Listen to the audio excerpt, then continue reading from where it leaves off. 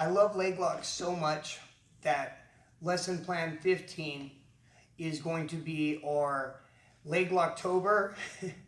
we're changing, we're gonna do leg locks this whole next month, for the rest of the month and a half. And the reason we're doing that is because I like to do leg locks twice a year. October happens to be leg locktober.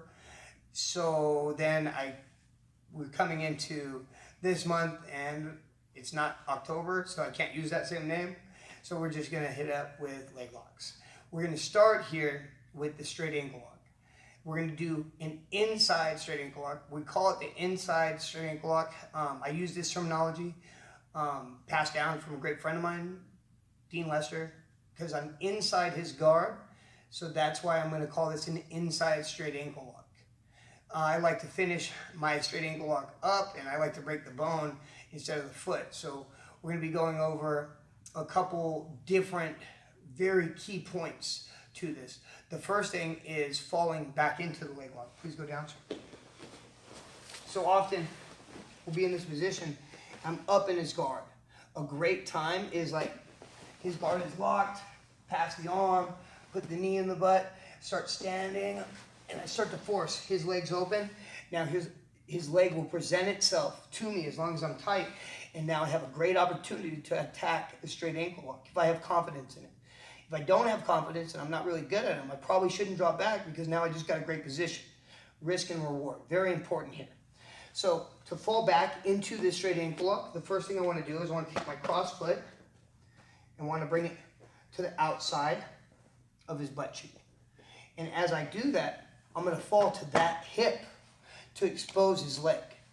I'm going to control his knee, and his leg is going to help me with my rate of fall. See, if he didn't have a leg here and I fall back, it's going to hurt. Gravity takes effect. I fall, rate of speed.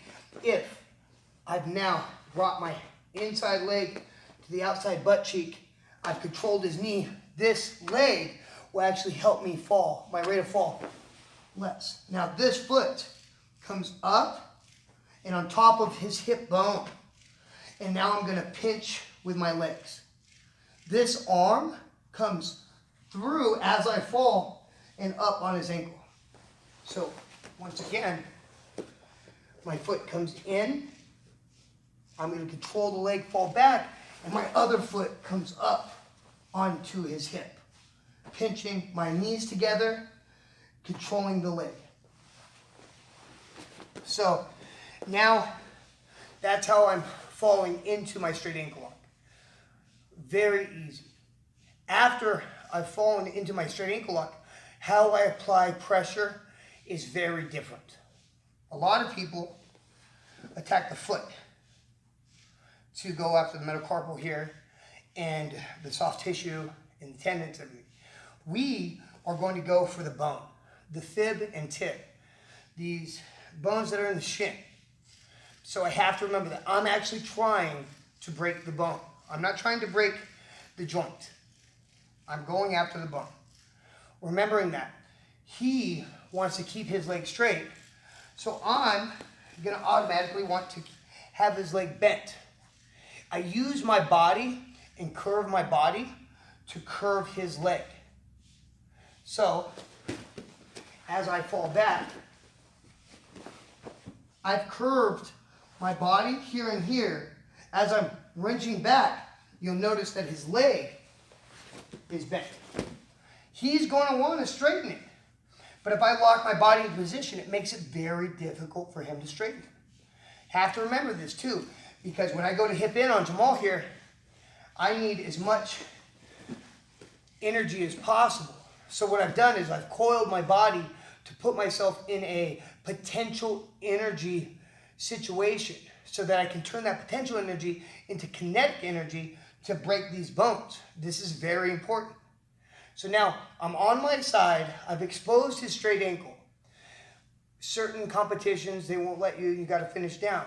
I do jiu-jitsu for fighting, so I'm always coming and finishing it exposed up so I can transition into heel hooks and other things like that. Right now, we're keeping it gi legal. My foot, other than finishing it with it up, but eventually it'll go down. My foot that is on his hip, I never let my heel pass his hip bone because then it would be reaping.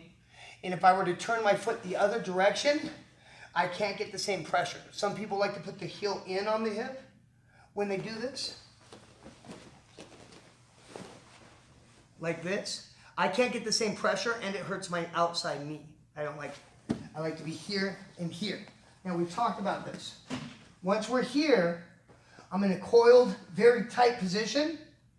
I'm going to use my body to bow his leg. On the hip, I post, I extend my hip forward, and I arch my back. Okay, so now I'm bowing his leg like this. At this point, I've stretched the leg as far as it go, and then I want to take the leg down this direction. So I'm bowing the leg this way, and then I'm bringing my elbow down this way. After I've caused so much tension here, I'm taking it to the side. Think of celery. When it's very pliable, you can bend it. So you bend it, and you're like, oh wow, it's not going to break. And then you twist it, and it snaps. That's what we're looking for, but there's much more to this too. When I fell back, I did like the little Napoleon thing with one hand. I put my hand up. As I did that, that allowed me to get tight on his ankle. But now, when I go to finish it, I want to turn my wrist from a flat surface area to a sharp surface area. So a lot of times you'll hear me say thumb up. That takes it from the flat part of the wrist to the narrow part of the wrist. Now when I apply my hips, my abs, and my back, and my legs, because I'm stepping on his hip and expanding forward, when I add that pressure to the side, and then I take his pivot point and I change it from a large surface area to a short surface area, it's allowing me better leverage to snap. So, with that being said, we're going to demonstrate it again. And remember, my elbow is going to go down to the mat. So I'm going to talk it slowly. We talked about using his closed guard and breaking his guard and now being in perfect opportunity to attack an inside straight ankle lock. My foot comes to the far side. This hand slides up to my chest. I'm going to fall to the hip of the leg that's on the outside, controlling the knee for the rate of fall. Now, I'm going to shoot my hips in. I'm going to take my back. I'm going to drop my shoulder down. And now, as I do all that, I'm going to turn, circle for me, sir. A little more. I'm going to turn this thumb up here and here. So as I do this, this thumb is going to go up. So from flat to up. Now, you notice the second, here's with it flat. Me applying pressure and Jamal waiting to tap. Here. Now, I'm going to do that same action with my thumb up. Here. Now my thumb is up. The smaller surface area allows for greater damage. The whole time I am doing this, my legs are pinched and engaged. It's very important to understand that my foot is on his hip. And so his butt is on the mat, solid. His hip is above his butt, and my foot makes contact with his hip. So I'm able to drive off of a solid platform, base, foundation. This is solid. There's no give. So I'm really able to bridge up very hard. Amazing right there. The second thing is, as I'm doing this, and my legs are pinched, and I'm hipping up, this bone should be connected to my hip bone.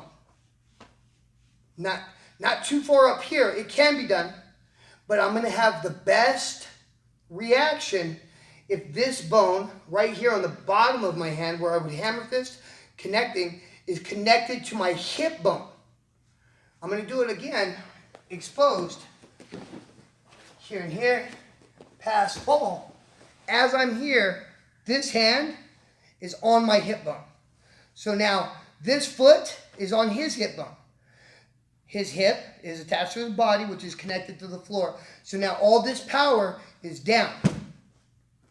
And now, there is no wiggle room here. My hand, I've got one hand. Pinch with the legs, hip in, arch back, and shoot the hip up. You will hear almost like tearing. I think that's the bone fibers. I've looked at people that have very high pain tolerance, and they'll look at me like, oh, it's not. And then when it feels like it's snapping, they tap, and then they limp for like a week. Because a lot of people are used to the high pain of the straight ankle lock right away. And they're like, ah! This is not that. This is me trying to snap your bone. The only way to snap a bone is to put yourself in the strongest position possible. My foot is on his hip. My wrist is on my hip. My top wrist is on his, and I'm hipping up. And that's where I'm going to get the snap. So, I hope you enjoyed Lesson Plan 15.